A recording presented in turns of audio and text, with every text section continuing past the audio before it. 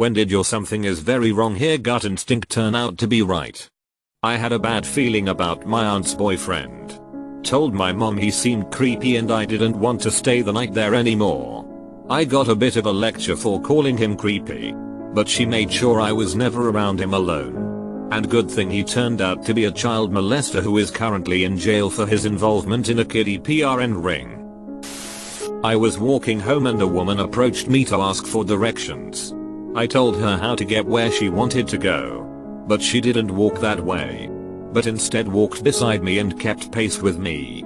This made me incredibly uncomfortable. So I said have a nice day and doubled my speed, not running, but outpacing her significantly. A moment later, I heard running footsteps. I must have instinctively gripped my purse strap, because I held onto it as she ran by and tried to snatch it. We ended up tussling for a moment. I shouted very loudly, help. She's stealing my purse. Neighbors came outside, causing her to walk away. She did not get my purse. Driving with a friend of mine through a pretty remote forest road. Couple of guys in the middle of nowhere tried flagging us down. I almost stopped for them before an alarm went off in my head and I stepped on the gas. My friend started saying what the foo. And at the same time there was a shot and a bullet hit the back of the car. We made it to a police station. Turns out there had been a bunch of people and vehicles going missing in the area that same week. Freshman year of college. A friend and I were driving across town and he stopped for gas. It wasn't a dangerous part of town or anything. Just a quiet gas station with an old book out front. But this feeling came over me that we needed to get out of there. I tried to shake the feeling by making a joke. This feels like somewhere an axe murderer would hide out. My friend immediately gunned it out of there without filling up. He said he had the same feeling and me bringing it up too scared the shit out of him. On the way home there were about 20 police cars outside. It turns out some guy shot 2 people in a carjacking and robbery. The book was the car he stole. My friend asked me if I wanted to go out to the woods with him and explore abandoned places. He even specifically mentioned that he'll bring a firearm to keep us safe. My alarm bells were effing ringing. I asked him a couple questions. I don't know what, but concluded that it was sketchy as F. My gut told me not to go. So I exited from the conversation while he went asking others the same question. Fast forward a couple years, I heard that he was in prison. I was stunned, but remembered the memory when he asked me if I wanted to go into the woods. Turns out he took a freshman, him being senior at that time, and kept his promise of looking for abandoned places. He found a cabin in the woods, brought his friend inside, and as soon as his friend turned his back, bam, knocked dead. He shot him in the back of the head. I reminisce on this quite often and think, what if I had agreed? Every time I think of this I'm very grateful I'm alive. I stopped off at a dollar store to get last minute stuff for my niece's birthday party, foil or napkins or something. I went to the one I had never been to, in a seedy part of town. There weren't many other people there, since it was a Sunday afternoon. A luxury car pulls up and this gorgeous man gets out and starts trying to catch my eye. Like he wanted to ask directions. Dream come true, right? Except my gut started screaming run for no reason. I pretended I didn't see him and got in my car and left. The next morning I see on the news that 3 people were murdered in Charleston. They were all connected to one dude. One of their cars was stolen, and the serial killer was on the loose heading west through my area. Guess who the suspect was? Yep. The dude I'd seen. They arrested him after he'd kidnapped a girl in Augusta the same night I saw him. And she managed to escape. Still gives me goosebumps. What if I'd stopped and talked to him? I had a bad allergy season which turned into a bad sinus infection which turned into bronchitis. It wasn't getting any better. So I got into a GP. He said it could be bronchitis or something worse. He couldn't call it. As much as I hate hospitals, my gut was screeching at me that something was wrong. Went to ER just in case. I had multiple pulmonary embolisms. 1 in 3 people with one undiagnosed PA don't make it to the ER. The doc said my lungs glowed in the CAT scan. On the upside, I have a strong heart. So I have that going for me. If you think something is wrong, If you have that creeping, crawling sense of doom, panic, unease, and fear that settled on the back of your mind like a large spider, listen to it. I'm a type 1 diabetic. I began noticing that my kid was having a tough time potty training. He was drinking a lot and peeing a lot. I spoke with his ped about it and she dismissed it, saying we live in a warm area and toddlers are likely to drink more, and therefore pee more, and that I shouldn't hear hoofbeats and assume zebras. He had no other symptoms whatsoever. Happy, healthy looking little dude. I tried to calm myself down, but I just knew something wasn't right. Finally I took one of his massively full pull-ups and used a keto strip to check his urine, and then proceeded to head right to the hospital. He was diagnosed with diabetes in November 2015. Got him a new pediatrician immediately. I was walking home when suddenly I had this gut feeling I will be mugged out. I kept walking. When I got to the corner, 2 guys jumped me. Started delivering some puckins, but man, I'm no Rocky. My shirt was devastated. My nose was bleeding. I glassed flew like 3 meters away. Oh yeah, most importantly, got mugged anyway. In high school I came home early one Friday evening to find that my house just felt off. It's so hard to describe, but the feeling I got walking into my living room just immediately had me on alert and didn't feel right. I walked into the kitchen to find a half-eaten burger from McDonald's, which I found strange. Called out to my parents. Got no response. Called them on their cell. Got no answer.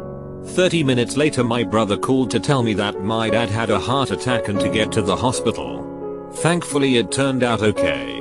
But my gut quite literally knew something bad had happened the moment I stepped in the front door.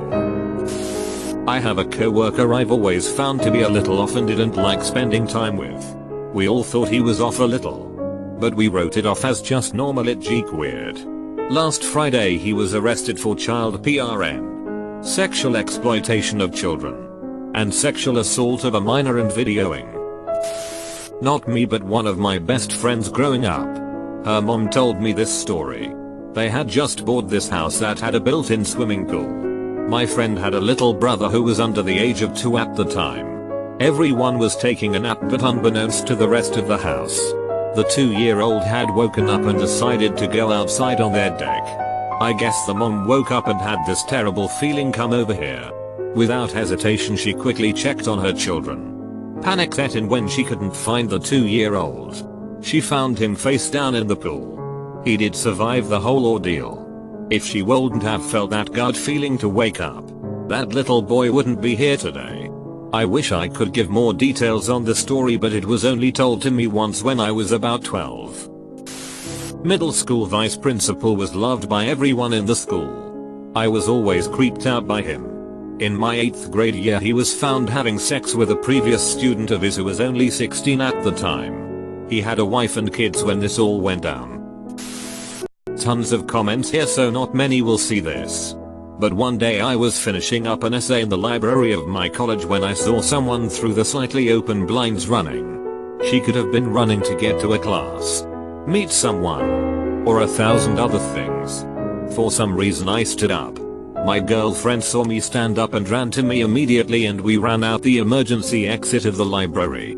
We then ran to the opposite end of the college where everyone was acting normal. We climbed down to the river, called my dad to pick us up down the road, and left the campus following the riverbed. Turns out the girl was running because someone was shooting people. The shooter was making his way into the library as we were running out. When we hit the emergency exit, the main doors locked from the outside and he was unable to enter the library, which led to him getting shot and killed by the police. Went out for beers with some friends. Guy at the bar kept staring at my female friend. Didn't think nothing of it initially, thought maybe he's just into her. Alarm bells start ringing for some reason. Minutes later he went to my friend, then saw him try to slip something in her drink while she was talking to another friend of ours. Good thing I was watching, told him to F off with that roofish. He tried to punch me but Miss Bouncer saw he got kicked out.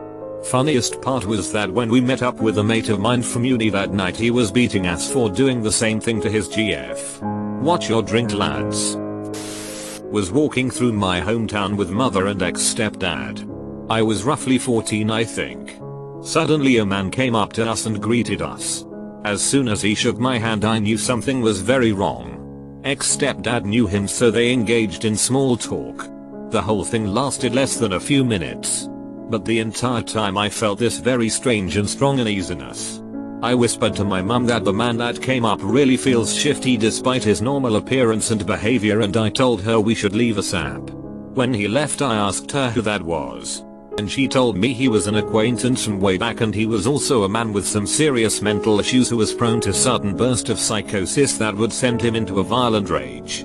Turns out he ran away from his caretaker that day and was carrying a knife in his pants. He was caught later on during the day and brought back to the local mental facility. Thankfully the knife remained unused.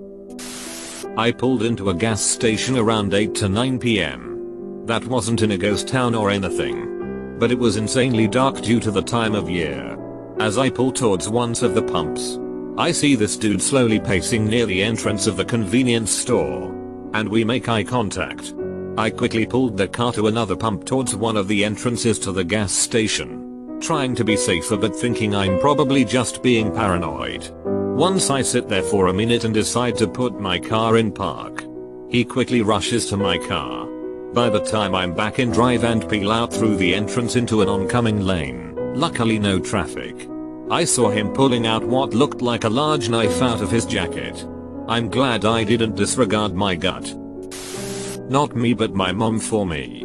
When I was a baby, only a few months old, my mom felt a little lump on the right side near the bottom of my ribcage. She took me to my doctor and asked him to check, and he said it was nothing. A few weeks later she still felt it, so she took me to a different doctor and the same thing happened.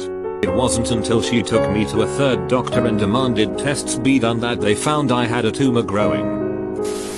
Not me but I got told this story from my doctor. He was an aviation doctor in Australia. A pilot got recommended to visit a doctor because the company said he wasn't acting quite right. My doctor couldn't diagnose him with any disorders or illnesses, thus sent him on his way. The company wasn't sold that he was all there and ended up paying him out. A few years later, my doctor got a call from the pilot's wife warning him to be careful, and apparently he's on his way back across the country for reasons his wife couldn't explain. My doctor, being the paranoid Pete that he is, called the AFP, Australian Federal Police, and got them to check his bags and his overall mental state at the border. Turns out he had a few guns in his luggage with a note containing names and addresses. One of which was my doctor. My aunt's dog always gets anxious during storms and hides in their basement. There's not much she can do to comfort him. So at this point, she doesn't usually bother trying, and just waits for the storm to pass. But one night, about 2 years ago, there was a really awful storm while she was reading in her bedroom. She got a feeling that she had to go check on the dog right then, and went down to the basement. While she was down there, a huge tree fell, smashing half her house. The bedroom she'd been reading in was completely destroyed. I started learning to play the alto saxophone when I was 11 at my Christian primary school. Absolutely hated my music teacher. There was something about him that made my body physically react in a get away from me manner. I would frequently beg to skip lessons, fake being sick, tell my mum I hated it and didn't want to learn anymore, so eventually she took me to a private external tutor. Fast forward to 10th grade. He was sentenced to jail for 8 counts of sexual misconduct and 3 counts of statutory RE. My mum never questioned my gut after that. I'm so thankful I never was alone with that man. There was a rural highway that had a few driveways on it. The car in front of me was making a left turn into a driveway and was waiting for cross traffic to stop. I kindly leaned back and took a deep sigh, and then immediately felt impending doom. My thought was, wouldn't it be freaky weird if I got into a car accident? Then a dump truck rear-ended me at 70 miles per hour. By all means I should be dead, but I actually walked away with nothing more than shattered glass ending up all over my face. Because a utility truck between us, I was saved from death.